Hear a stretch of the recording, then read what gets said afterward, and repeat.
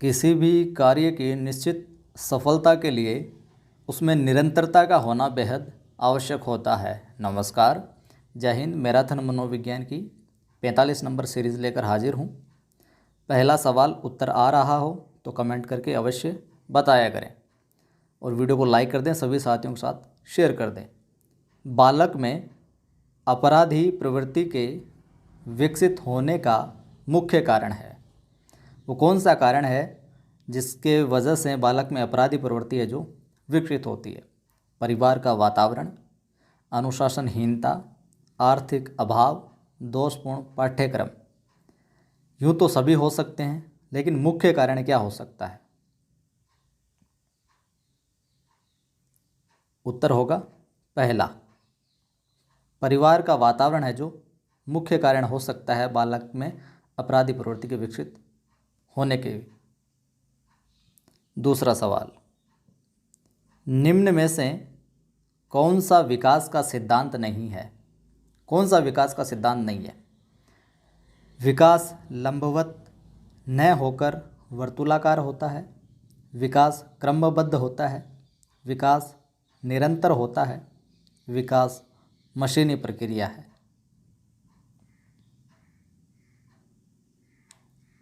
उत्तर होगा 4 नंबर। विकास जो है मशीनी प्रक्रिया है, ये विकास का सिद्धांत नहीं है। बाकी तीनों है, तो तीनों को भी याद रखिएगा। तीसरा सवाल, मनोविज्ञान के अनुसार बाल विकास की कौन सी अवस्था सबसे जटिल व कठिन मानी जाती है? अकॉर्डिंग टू साइकोलॉजी, मनोविज्ञान के अनुसार बाल विकास की वो कौन सी अवस्था है जो सबसे जटिल और कठिन है? शैशवावस्था, किशोरावस्था, बाल्यावस्था, कोई नहीं।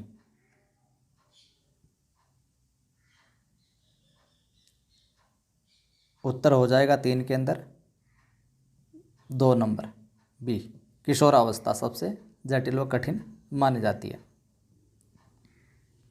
4 नंबर सवाल है, भाषा शिक्षण की प्रथम कक्षा किसे माना जाता है? भाषा शिक्षण की प्रथम जो क्लास है वो किसे माना जाता है? पूर्व प्राथमिक कक्षा को, प्ले वे विद्यालय को, परिवार को, या इन सभी को?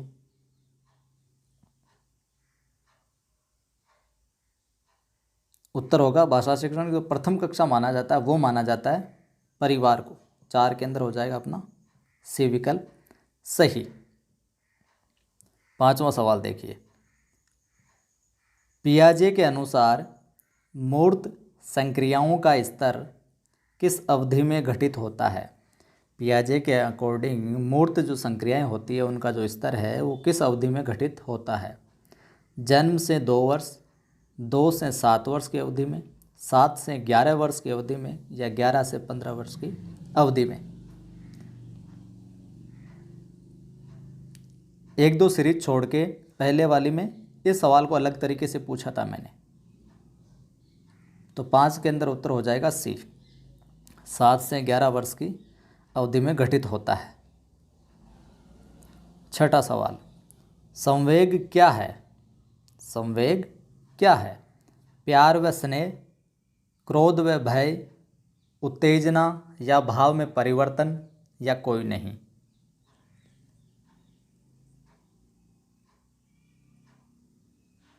छठे का उत्तर हो जाएगा तीसरा वाला, 3 नंबर। उत्तेजना या भाव में परिवर्तन ही क्या है? संवेग है, संवेग कहलाता है। 7वां सवाल, वह प्रक्रिया, वो कौन सी प्रक्रिया इन विकल्पों में से? वह प्रक्रिया जिसके द्वारा माता पिता यह अनुमान लगाते हैं कि उनके बच्चे में सभी क्या गुण है? सकारात्मक गुण है, क्योंकि एक गुण सकारात्मक है कहलाता है। परिवेश का प्रभाव कहलाता है वो प्रक्रिया। हार्मोन का प्रभाव, प्रभाव का नियम, प्रतिलोम परिवेश का प्रभाव। 7 के अंदर हो जाएगा ए, पहला वाला विकल्प। वह प्रक्रिया है जो परिवेश का प्रभाव है। 8वां सवाल देखिए, प्रतिबिंब। प्रतिबिंब अवधारणा प्रतीक एवं संकेत, भाषा, शारीरिक क्रिया और मानसिक क्रिया अंतर्निहित है। ये सारी की सारी चीज़ें किस में अंतर्निहित है?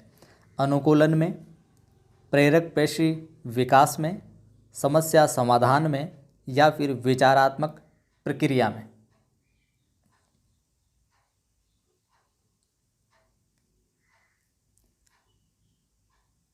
8 के अंदर उत्तर होगा डी।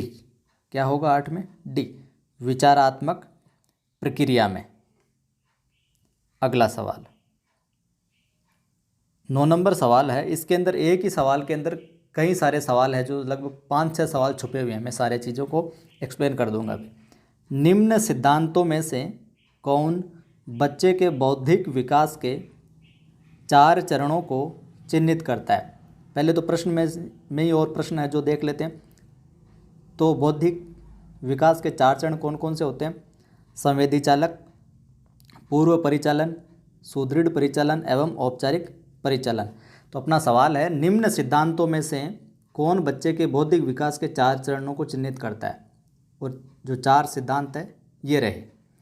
एरिक्सन का मनोसामाजिक विकास सिद्धांत चिन्हित करता है, फ्राइड का मानसिक यौन विकास सिद्धांत, या जीन पियाजे का संज्ञानात्मक विकास सिद्धांत, या कोहलबर्ग का नैतिक विकास सिद्धांत। तो 9 के अंदर क्या होगा? 9 के अंदर हो जाएगा तीसरा सी, जीन पियाजे का संज्ञानात्मक विकास सिद्धांत। ये तो इस सवाल का उत्तर हो गया। और हम पूछ लिया जाए मनोसामाजिक विकास सिद्धांत किसका है, तो किसका है? एरिक्सन का। तो ये भी एरिक्सन का मनोसामाजिक विकास सिद्धांत है, फ्राइड का मानसिक यौन विकास सिद्धांत, पियाजे का संज्ञानात्मक और कोहलबर्ग का नैतिक विकास सिद्धांत। तो प्रश्न में से और प्रश्न बनाए जा सकते हैं। 10वां सवाल, माता पिता से वंशजों में स्थानांतरित होने वाले लक्षणों को कहा जाता है? माता पिता से जो वंशजों में स्थानांतरित होने वाले लक्षणों को क्या कहा जाता है? पर्यावरण, जीन, आनुवंशिकता, या होम्योस्टेसिस।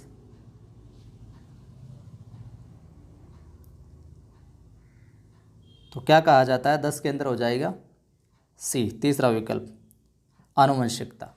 जय हिंद। प्रश्न कैसे लगे कमेंट करके बताइएगा, और वीडियो को लाइक कीजिएगा। पहली बार देख रहे हैं तो सब्सक्राइब करके बेल आइकन को ज़रूर दबा लीजिएगा, ताकि आने वाली वीडियोज़ की सूचना आपको मिलती रहे।